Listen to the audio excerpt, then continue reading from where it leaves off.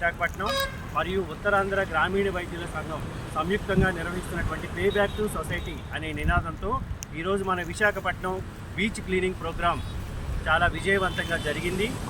అంబేద్కర్ వాదులు, ప్రకృతి ప్రేమికులు, రాజ్యాంగ పరిరక్షకులు మరియు విశాఖ ప్రేమికులు, విద్యార్థులు, వైద్యులు, వైద్య సిబ్బంది మరియు అందరూ కూడా పబ్లిక్ ఉత్సాహంగా ఈ ప్రోగ్రాంలో పాల్గొని ఆర్టికల్ 51A మన పౌరులకు ఉన్నటువంటి ప్రాథమిక విధులు పే బ్యాక్ సొసైటీ అనే నినాదంతో ఈరోజు ఈ కార్యక్రమాన్ని విజయవంతం చేసినటువంటి అందరికీ కూడా నేను కృతజ్ఞతలు తెలియజేస్తున్నాను.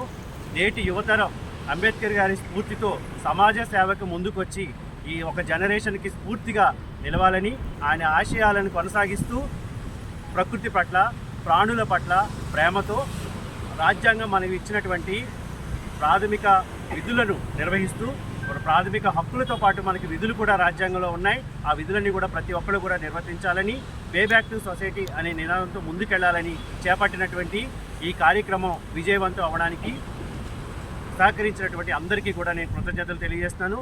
పర్మిషన్స్ ఇచ్చినటువంటి పోలీసు వారికి, మీడియా మిత్రులకి, అంబేద్కర్ వాదులకి కృతజ్ఞతలు తెలియజేస్తున్నాను.